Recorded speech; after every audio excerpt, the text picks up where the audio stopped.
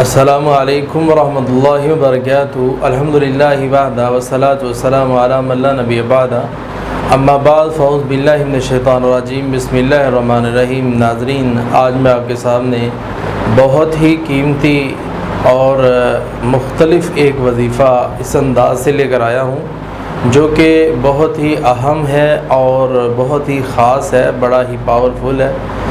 وظیفہ یہ ہے کہ ناکامی اللہ تعالی ختم کر کے کامیابی عطا کر دے۔ اس کے لیے کون سا ایسا وظیفہ ہمیں کرنا چاہیے جس کی وجہ سے پروردگار عالم ہمارے اوپر ایک خاص کرم کرے کہ ہم کامیابی کے ساتھ ہمکنار ہو جائیں۔ ناظرین، قرآن مجید کے اندر اللہ تبارک و تعالی فرماتے ہیں ظہر الفساد فی البر والبحر بما کسبت ایدی الناس، یعنی پوری دنیا کے اندر خشکی اور تری، جہاں جہاں بھی انسانیت رہ رہی ہے، خشکی اور تری کے اندر جو فسادات ہو رہے ہیں یہ لوگوں کے ہاتھوں کی کمائی ہے، بندوں کے اپنے ہاتھوں کی کمائی ہے، جس کی وجہ سے فساد ہے اور ناکامی ہے۔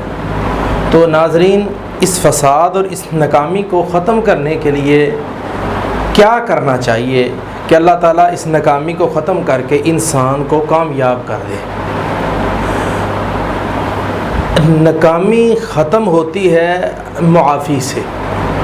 آپ جس پیغمبر کا بھی ذکر پڑھیں گے قرآن مجید کے اندر کہ اس نے اللہ تبارک و تعالی سے یا اپنی قوم کو سمجھایا اور ان کے سامنے بات کی، نصیحت کی، ایک ہی بات کہی کہ آپ گناہوں کو چھوڑ دیں اور غیر اللہ کی عبادت کو چھوڑ دیں، شرک چھوڑ دیں، اللہ تبارک و تعالی آپ کو ہر طرح کی نعمتوں سے نواز دے گا اور کامیابی عطا کر دے گا۔ تو ناظرین، سب سے بڑی وجہ جو ہے وہ ہے شرک، اللہ تعالی کے ساتھ کسی اور کی عبادت کرنا۔